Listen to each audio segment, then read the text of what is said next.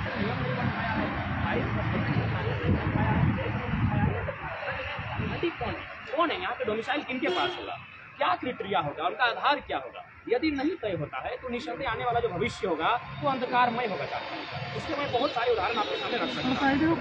कई ऐसे विधानसभाएं हैं, मैं क्योंकि रिपोर्ट मेरे पास कागजी नहीं है इसलिए मैं इनडायरेक्ट करना चाहूँगा, कई विधानसभाएं हैं, दर्जनों विधानसभा ऐसे हैं जहाँ लाखों अवैध वोटर आईडी है।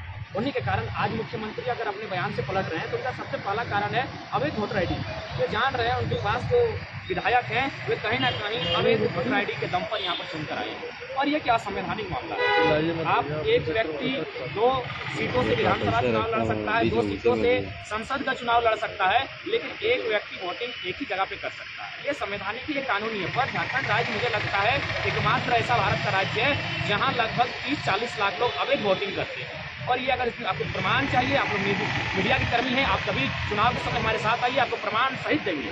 तो ये चीज़ें जो आने वाले समय आएंगे, अगर राज्य सरकार नियम नहीं बनाती है, दोहरी वोटर आईडी को खारिज नहीं करती है सर्वे करके, झारखंड जो मूलवासी आदिवासी हैं, निसंदेह ये भोले भाले लोग हैं, ये आने वाले फ्यूचर चले जाएंगे। और हमने भी पढ़ा है इतिहास को, हमने पढ़ा है मंडेला के इतिहास को, हमने मार्टिन किंग लूथर को पढ़ा है कि किस प्रकार वहीं के लोगों ने उनका शोषण किया था। तो निसंदेह झारखंड का शोषण लगातार जो विकसित राज्य हैं वहाँ के लोग लगातार करते आ रहे हैं। इसका प्रमाण है, आप टाटा में जाइए, HEC में जाइए, आप सेल में जाइए, सिंदरी प्लांट में जाइए, जहाँ भी आपको जाना है स्थानीय लोग नग्न मिलेंगे। स्थानीय लोग कहाँ मिलेंगे? गुजरात में मिलेंगे, महाराष्ट्र में मिलेंगे, कई तो विदेश जाने लगे हैं। और ये हम नहीं, सरकारी आंकड़े कह रहे हैं 12 लाख कोरोना काल में मजदूर झारखंड वापस आते हैं। तो जब झारखंड 40% खनिज अकेले देने वाला राज्य, वहाँ के लोग अगर पलायन करेंगे तो मैं नहीं कहता हूँ, भारत संवैधानिक देश से किसी को रोजी रोटी करने के लिए आने के लिए मनाही नहीं है, लेकिन पहला अधिकार वहाँ का जो मूल निवासी है उसका बनना चाहिए। अगर मेरी माँ ने रोटी बनाई है तो पहला अधिकार मेरा होना चाहिए। उसके बाद अगर पड़ोसी का बच्चा भूख से रो रहा है तो मैं माँ से खुद कहूँगा कि एक टुकड़ा उसे दिया जाए,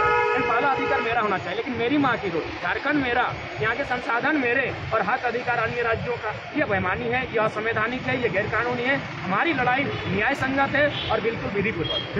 राज्यपाल से क्या सकारात्मक पहलुओं पर चर्चा हुई? बिल्कुल, राज्यपाल महोदय ने भी कहा कि झारखंड निसंदेह जो झारखंड की अलग राज्य के बाद जो सबसे बड़ी समस्या है वो है स्थानीयता। राज्यपाल महोदय भी हमारे दुख से, हमारे दर्द से वाकिफ हैं कि स्थानीय निवासियों को लगातार चला जा रहा है। उन्होंने भी कहा कि मेरा जो रोल है, मेरा जो स्तर है, मेरी जो शक्तियाँ हैं उसका प्रयोग करते हुए मैं विधायिका को, मुख्यमंत्री महोदय को यह संदेश, आपका जो चिट्ठी है उसे प्रेषित करने का काम करूंगा और उनसे मैं कहूंगा कि हित में, तो झारखंड का हित हो, झारखंडियों का भला हो, कल्याण हो, उसके हित में कानून बनाए जाए।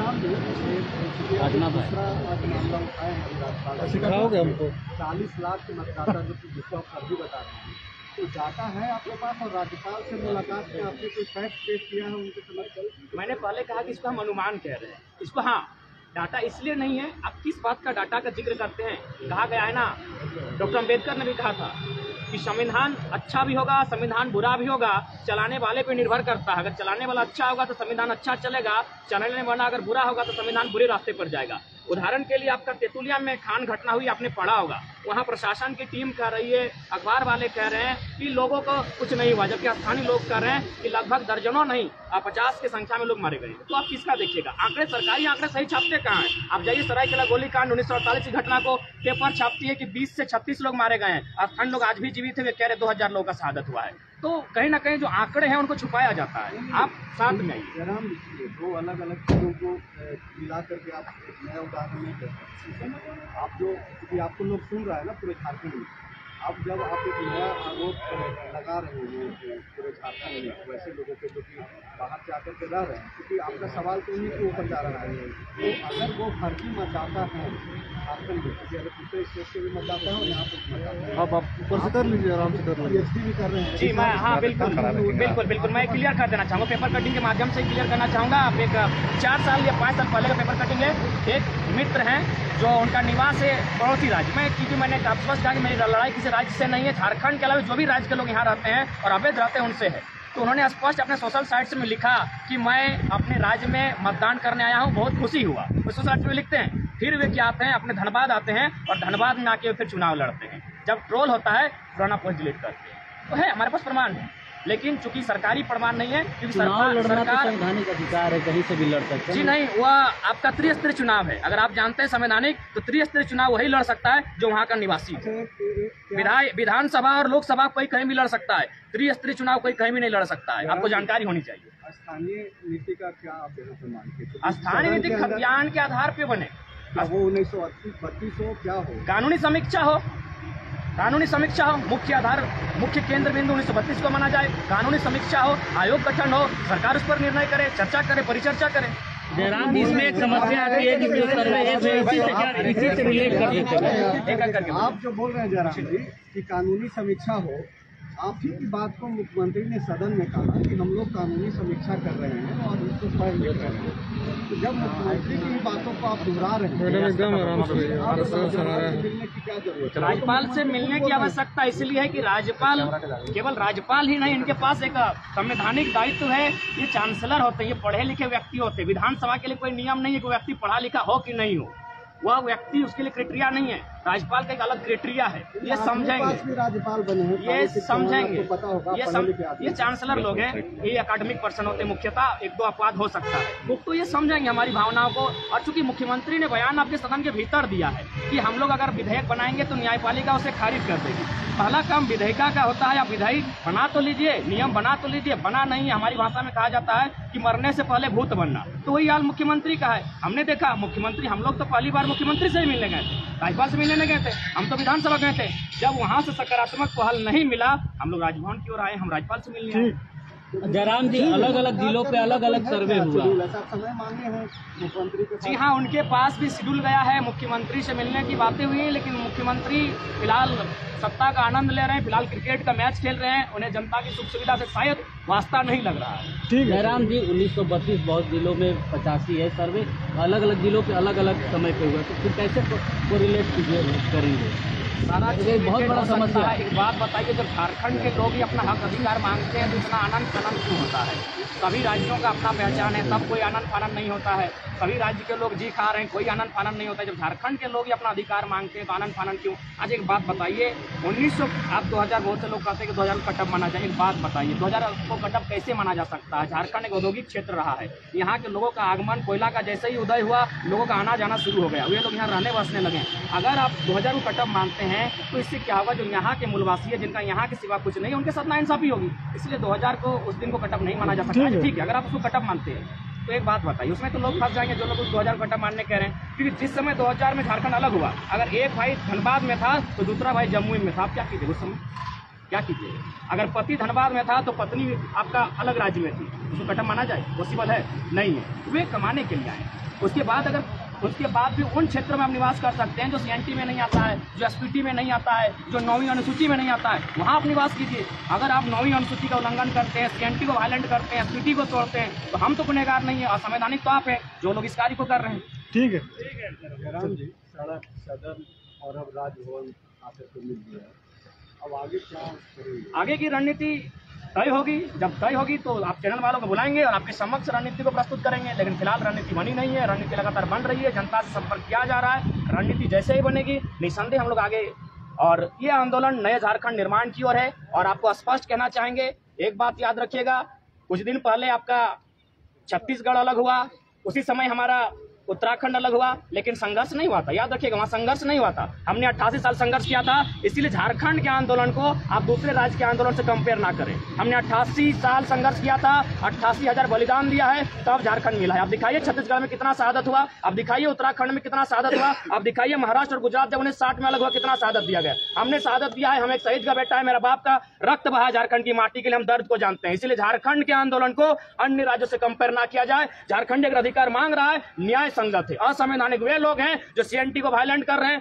एसपीटी को वायलेंट कर रहे हैं, 9वीं अनुसूची का उल्लंघन कर रहे हैं। हम संवैधानिक लड़ाई है, क्योंकि मैं पुनः रिपीट करूंगा, भारत एकल नागरिकता की बात करता है, नागरिकता देश देता है, स्थानीयता राज्य देती है। हमारी स्थानीयता क्या है, हमारी डोमिसाइल क्या है, कौन है झारखंडी, ये सरकार को, विधानसभा को तय करना होगा, जो अभी तक तय नहीं हो पाई है। हुई है तो कहीं ना कहीं इसमें साजिश से षड्यंत्र की बदबू आ रही है, उसे मिटाकर खतियान के आधार पर ही नीतियां तय हो, तभी झारखंड बचेगा। नहीं तो फिर आने वाले वाला दिन जो हाल कभी निग्रो का था, जो हाल मंडेला के देश में मंडेला के लोगों का था, मार्टिन लूथर किंग का था, जो बात जोमो केन्याटा ने, शायद नाम कंफर्म नहीं हो पा रहे लेकिन मानता हूँ जोमो केन्याटा ने कहा था कि अफ्रीका के आदिवासी जब क्रिश्चियन का आगमन हुआ, उनके हाथों में बाइबल थी, हमारे पास जमीनें थी, हमारे हाथों में बाइबल आ गई, जमीनें चल गई उनके पास। तो वही हाल झारखंडियों का हुआ है।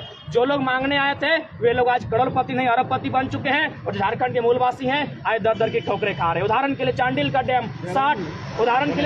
डैम 60,000 एकड़ जमीन अधिग्रहण किया गया, 1.5 रुपया डिसमिल। कहाँ इतना बड़ा अन्याय हुआ है बताइए, रिपोर्टर है आप लोग।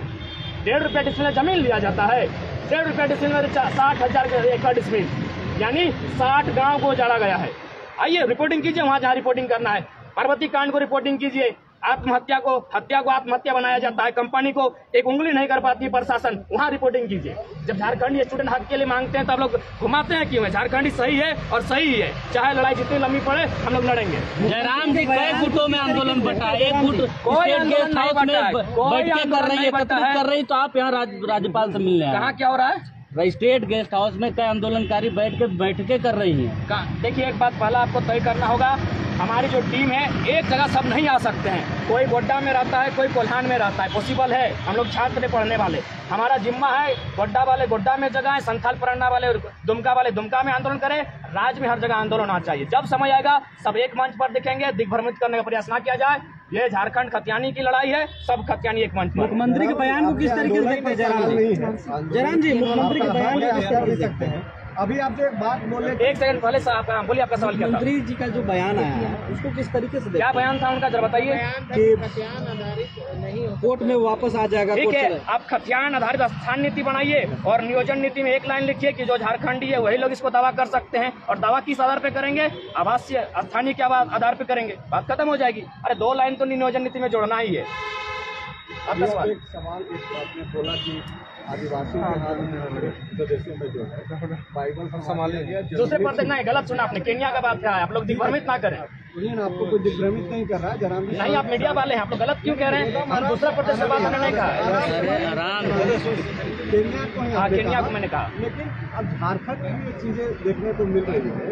आप जो केन्या की बातें बोल रहे हैं तो झारखंड में देखने को मिल रहा है। देखिए बाइबल यहाँ भी तब आएगा। इसका मुझे जानकारी नहीं है। मैंने चूंकि मंडेला का उदाहरण दिया, मैंने चूंकि मार्टिन किंग लूथर का उदाहरण दिया, मैंने इस पर स्टडी नहीं किया है।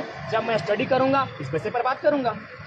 ठीक है। एक वीडियो आपने जारी किया था, जी, आपका एग्जामिनेशन है आंदोलन से दूर हो रहा है, क्या वो वीडियो सत्यता है? आगे आप आंदोलन में जी एग्जाम था, एग्जाम का पेपर हम लिख चुके हैं, मेरा सेमिनार था उसको प्रेजेंट कर चुके हैं, और फिर मेरा 15 या 20 दिन बाद फिर से सेमिनार प्रेजेंटेशन होगा। लेकिन आंदोलन चलता रहेगा, मेरी भूमिका होगी, मेरा समय रहेगा, हम आएंगे, आंदोलन करेंगे, क्योंकि आज झारखंडी नहीं लड़ता है तो निस्संदेह कभी लड़ नहीं पाएगा। चलो चलो, धन्यवाद सभी का।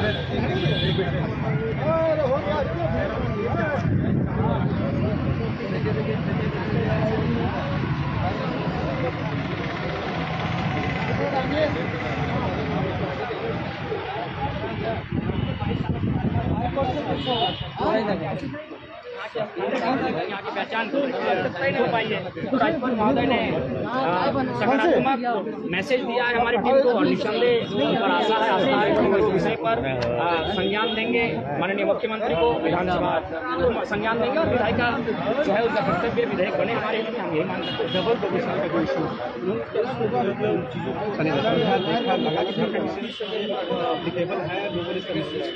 बिल्कुल उन्हें भी लग रहा होगा, क्योंकि आज 2 महीने से लगातार आंदोलन चल रहा है, तो निसंदेह उन्हें भी लग रहा होगा कि कहीं ना कहीं मिसयूज हो ही रहा है, और इसमें कोई 2 राय नहीं है, लगातार हो रहा है। इसके कई आंकड़े आपको प्रस्तुत कर सकते हैं। आप कहते तो हम पेपर कटिंग लेके आते, उसमें स्पष्ट लिखा है कि फर्जी जाति आवासीय बनाकर दरोगा बना, फर्जी जाति आवासीय बनाकर यहाँ टीचर बना, ऐसे कई उदाहरण मिल जाएगा, कई नहीं हजारों में उदाहरण मिलेगा। जिसे जो दूसरे पक्ष में बात होती है, मंच के जो लोग हैं वो कहते हैं कि हमारा झारखंड में क्या होगा। एक बात बताइए, क्या ये उचित होगा कि आप 2 राज्यों में आप घोषणा पत्र में लिखिए कि हमारे जो बच्चे हैं या फिर हमारे जो लोग हैं जो यहाँ बस गए हैं वे अन्य राज्यों में जहाँ आपका वहाँ दावा नहीं करेंगे। आप वहाँ दावा मत कीजिए, क्योंकि शायद एक घटना थी जब किसी व्यक्ति ने सुप्रीम कोर्ट में अपील किया था आरक्षण को लेकर, सुप्रीम कोर्ट ने खारिज किया कि आप आरक्षण एक ही राज्य में ले सकते हैं। तो ये माना जाए कि झारखंड में जो लोग बसे हुए हैं, जिनका खतियान है, उन्हीं का फ्यूचर है, उन्हीं का मुस्तकबिल है, बाकी जो लोग हैं वो अधर में रहते हैं। नहीं, ऐसा मैंने नहीं कहा। मैंने हमेशा कहा कि इसके लिए 85-15 का क्राइटेरिया लागू किया जाए, इस पर भी गहन समीक्षा हो। मैंने तो कभी नहीं कहा, मैंने तो 2011 की जो जनगणना है उसको आधार माना। 2011 की जनगणना कहती है कि 70% तो गाँव में रहते हैं और 22-23% शहर में रहते हैं, उसमें भी 5 या 7% झारखंडी होंगे, तो उनको मिलाकर 84-85 बनता है। आप 84-85 झारखंड को रखिए, बाकी 15 अन्य राज्य जो भी जहाँ से आते हैं उनको प्रावधान में दिया जाएगा। जिस तरह से कल अनूप सिंह का विरोध हुआ, ये क्या बताता है कि जो खतियानधारियों के साथ जो मूलवासी आदिवासियों का खतरा नहीं होगा? बिल्कुल होगा, चाहे वह अन्य राज्यों से आके यहाँ विधायक बना हो, चाहे इसी माटी का बेटा हो, जो झारखंडियों के साथ खड़ा नहीं होगा, जो मूलवासी आदिवासी के साथ खड़ा नहीं होगा, उन तमाम विधायकों का विरोध होगा। फिलहाल नहीं करें। दादा सॉरी आज सॉरी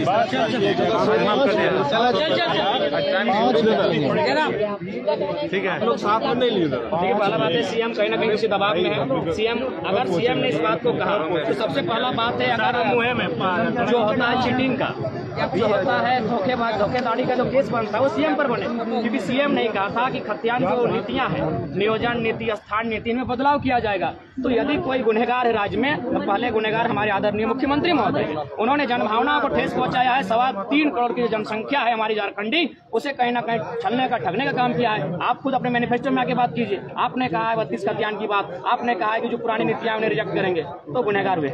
1985 का खतियान जब लागू हुआ था तो आजसू और बीजेपी ने मिलकर करवाया था, और अभी आपसे खतियान नहीं लागू हुआ था महोदय, एक बात क्लियर कीजिए। समय 1985 खतियान नहीं कहा गया था। 1985 से जो लोग रह रहे हैं, जो डीड भी जिनके पास है, नहीं भी है, मैंने 1985 को माना गया था। अगर आप वहाँ से उस समय से रह रहे तब झारखंडी है, जो कि गलत है। उस समय आजसू भी आप लोगों के समर्थन में क्योंकि 1985 लागू की है, लेकिन आजसू भी फिर से 1932 के समर्थन में। देखिए, राजनीतिक हवा है, जनता के साथ लोग इधर उधर करते रहते हैं, लेकिन बिल्कुल निसंदेह भारतीय जनता पार्टी के साथ साथ आजसू भी दोषी है 1985 की नीति बनाने में, और जनता ने उन्हें सबक दिया, उन्हें उनकी सरकार को पदमुक्त किया। तो अभी वो 1932 को लेकर क्या है, तो क्या लग रहा है कि वो झारखंडियों की गुड बुक्स में रहना चाह रही है? शायद उनका यही लग रहा है कि वे गुड बुक्स में रहना चाहते हैं, उनके दिलों में रहना चाहते हैं। बाकी ऐसा कुछ दिख नहीं रहा है, लेकिन झारखंडी जनता समझ चुकी है। अब यहाँ से आर पार की लड़ाई होगी, नए झारखंड के निर्माण की लड़ाई होगी। एक ऐसी लड़ाई होगी जहाँ झारखंड को पहला अधिकार मिले, बाकी जो छूट जाए भाई कीजिए ना। आपका देखिए तमिलनाडु में आपका ग्रुप डी का वैकेंसी वहाँ खाली हो जाता है, जाइए वहाँ जो जाना है, बंगाल को जाना है, महाराष्ट्र को जाना है, बिहार यूपी जिसको जाना है, तो उस प्रकार झारखंड उसे संपन्न राज्य बनेगा। बस यहाँ का जो रिव्यू जाता है उसे रिटर्न वापस किया जाए, जो नियम था उससे झारखंड फलेगा फूलेगा, लेकिन उस पर किसी की चर्चा नहीं है, कोई विजन नहीं है, कोई मिशन नहीं है। यहाँ सबका एम्बिशन है अपनी संपत्ति बढ़ाना। विजुअल नहीं बना है, थोड़ा वहाँ पे खड़ा हो जाइए ना, बस 5 मिनट में खाली। जयराम महतो ने अपने साथियों के साथ राजभवन में राज्यपाल रमेश बैस से मुलाकात की, मुलाकात कर बाहर निकले हैं।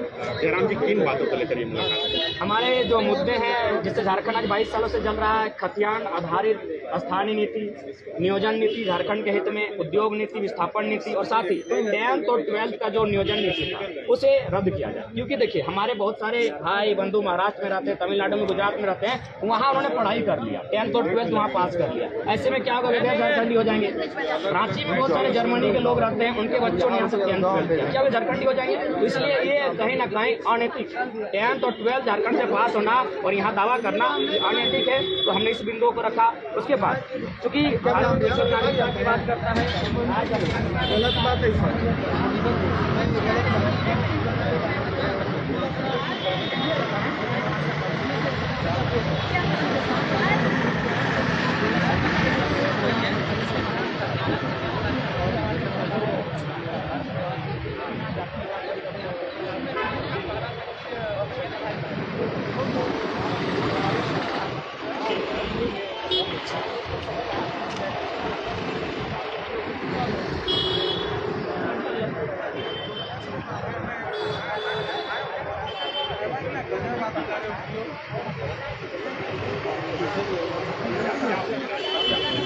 जल्दी करें।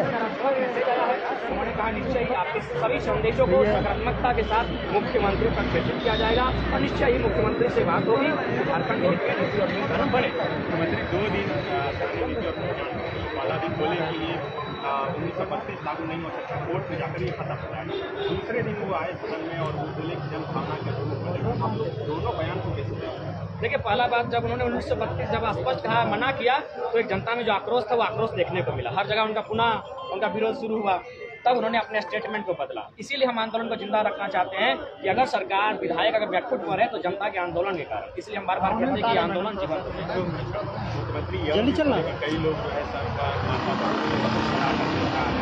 लोग मुझे मुख्यमंत्री तक बोल रहे हैं, आप ही बोले नहीं, मैं तर्क के साथ प्रेजेंट करना चाहूँगा। मैंने अब तक एक अदा कदाही होगा जो मैंने किसी को ठेस पहुँचाई, या तो मैं 100% कहना चाहूँगा मैंने किसी को ठेस नहीं पहुँचाई। मेरा तर्क देखिएगा, मैंने क्या कहा कि माननीय मुख्यमंत्री महोदय, आप विधायिका में हैं और अब न्यायपालिका की बात करते हैं। न्यायपालिका काम, न्यायपालिका को छोड़िए, आप विधायिका काम कीजिए। अगर आपको न्यायपालिका और विधायिका में फर्क नहीं मालूम है तो लोग भविष्य में आपको मुख्यमंत्री नहीं मुख्यमंत्री कहेंगे। हमने तर्क दिया था, हमने डायरेक्टली मुख्यमंत्री नहीं कहा है। इसलिए मैं अपने तर्क पर अभी भी कायम हूँ। यदि मैंने जगन्नाथ महतो जी को भी कहा था, जब उन्होंने कहा था कि हमने धनबाद और बोकारो से महंगाई भोजपुरी हटा दिया, अगर स्टूडेंट सब में दम है क्रांतिकारी में तो पलामू हटा, तो उनको स्पष्ट कहा, अरे हम लोग तो धनबाद और बोकारो के स्टूडेंट हैं, मंत्री आप ना झारखंड के हैं, हटाना आपका काम है ना। तो हमने तर्क के साथ उनको भी उत्तर दिया था और तर्क के साथ मुख्यमंत्री को भी उत्तर यही दे रहे हैं कि भैया अगर आपको विधायिका और न्यायपालिका में फर्क नहीं मालूम है तो लोग आपको मुख्य नहीं मुख्यमंत्री कहें। इसमें हम गलत कहा है, हमने तर्क के साथ कहा है।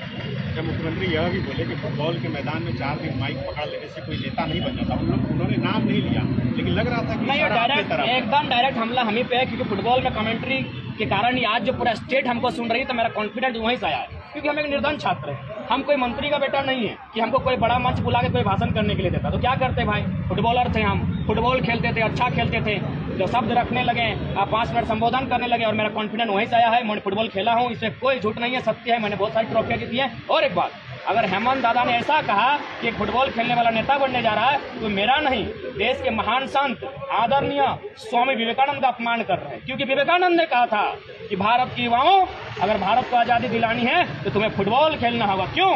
क्योंकि भारत जाति में बटा था, भारत धर्म में बटा था। लेकिन आप फुटबॉल का खेल देखिएगा, खासकर जो गाँव में लड़के खेलते हैं, उस जर्सी को पहनते हैं जिससे बदबू आती है, जिसको आपका सगा भाई नहीं पहनेगा, आपकी माँ खींचने से कतराएगी, इतना सेंट मारता है, उस जर्सी को दूसरा खिलाड़ी पहन को करता है। फुटबॉल लोगों को जोड़ता है।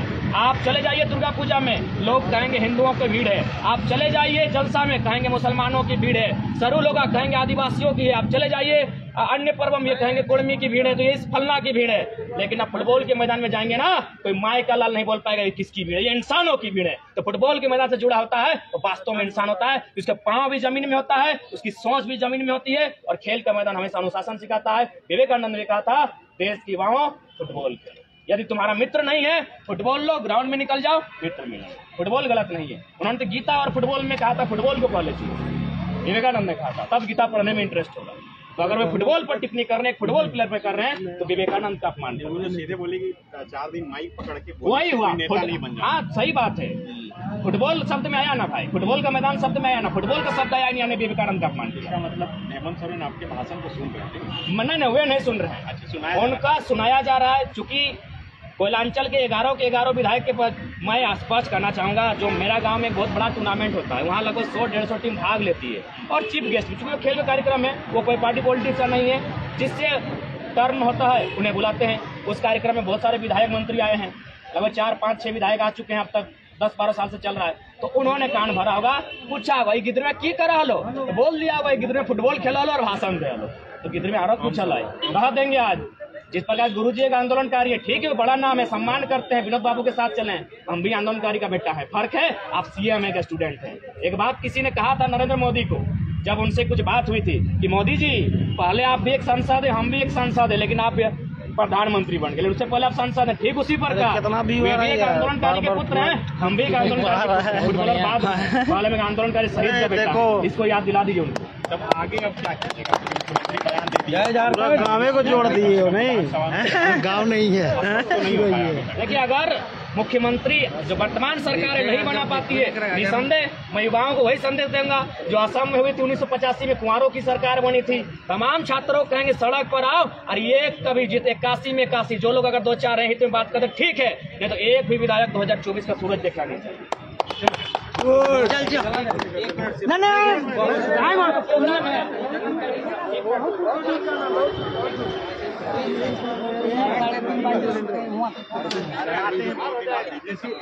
नहीं के प्रोग्राम है अभी तो कहाँ जाना? क्या कुछ मुद्दों को लेकर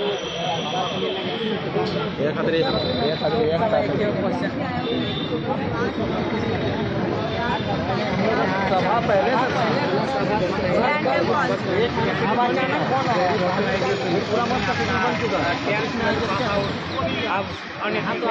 एग्जाम भी था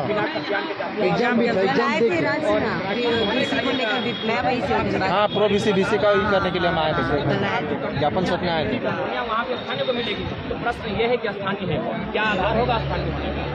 कोई भी झारखंडी कहीं से आया, कभी भी आया, रेंट में रहने वाले मेरे बहुत सारे साथी हैं, उनका नाम नहीं लूँ तो वो ईमानदार है, बोलते हैं कि अरे हम तो 2 दिन पहले झारखंड आए लियो, हमारे जातीय आवास से बैठ गए। तो रेंट में रहने वाले लोग झारखंडी बन जा रहे हैं भैया। जो पढ़ने के लिए आए हैं, पीके रॉय कॉलेज में पढ़ते हैं, कोई हॉस्टल में रह के पढ़ते हैं, उनका जातीय आवासी बन जा रहा है। 1932 इसलिए क्योंकि 1932 में लगभग पूरे झारखंडी के हाथ में खतियान जा चुका था। जो आपका सर्वे तो 1902 में स्टार्ट हुआ था, कडस्टर सर्वे जिसको बोलते हैं, वो 1915 होते हुए कहीं 1928 तक, फाइनली 1932 तक सारा चीज क्लियर हो चुका था। इसीलिए मांग हमेशा 1932 को केंद्र बिंदु माना जाता है। मुख्यमंत्री बोल रहे हैं कि किसके जयराम के नहीं तो बोलिए लास्ट वाला। देखिए बनेगी, जरूर बनेगी। जब 28 राज्यों में से 18 राज्यों में खतियान आधार पर नीति है तो आपको बनाने में क्या तकलीफ है? यदि आप नहीं बनाते हैं तो निस्संदेह झारखंडियों का हाल बहुत बुरा होगा। वही हाल होगा जो कभी नाइग्रो का था अमेरिका में, जो लोग उनका देश उनकी माटी लेकिन वे गुलाम थे। जो हाल कभी केन्या के आदिवासियों का हुआ, जमीनें इनकी थी, आज जमीनें किन्हीं और के पास चले गई। हमारे झारखंड में भी वही हो रहा है। जितने अरबपति बने सब बाहरी राज्य के लोग। फुटबॉलर की ओर इशारा किया, फुटबॉलर हम ही है, डायरेक्ट हम कहिए ना, हम ही वो फुटबॉलर है जिनको आदरणीय मुख्यमंत्री ने हमला किया है। बड़ा दुख लग रहा है। राज्य को चलाने वाला मुखिया एक छात्र की बातों से, अगर छात्र की लड़ाई से प्रोत्साहित हो जा रहा है तो ऐसे लोग राज्य चला रहे हैं, बड़ा दुर्भाग्य की बात है। उन्हें तो नियमता बात करना चाहिए, उन्हें तो अनुशासन से बात करना चाहिए। अरे मेरे छात्रों, तुम लोग मेरे छात्र हो, मेरे झारखंड के भविष्य हो, आओ बैठ के बात करते हैं। लेकिन वे अगर इस तरह का टिप्पणी कर रहे हैं कि फुटबॉल खेलने वाला, फुटबॉल में भाषण देने वाला नेता बनने चला है, तो क्या भैया मैंने यहाँ मर्डर करने वाला नेता बन सकता है, धाराएं खाने वाला नेता बन सकता है, कोयला लूटने वाला नेता बन सकता है, तो फुटबॉलर में क्या बुराई? मुख्यमंत्री की बात मैंने तर्क से कहा था, मैं 1000 बार कहूंगा, मैंने कोई ऐसा बात नहीं कहा जो किसी को ठेस पहुंचे। मैंने ये कहा था कि आदरणीय हेमंत बाबू, आदरणीय मुख्यमंत्री हेमंत सोरेन जी को अगर विधायिका और न्यायपालिका में फर्क नहीं मालूम है तो आने वाली पीढ़ी उनको मुख्य नहीं मूर्ख मंत्री कहेगी। मैंने ये तर्क से कहा था, मैंने डायरेक्टली नहीं कहा था। मेरे वीडियो को रिपीट करके सुनिए। हम लोग प्रोग्राम हम लोग 1 घंटा रात में हो जाएगा। समझ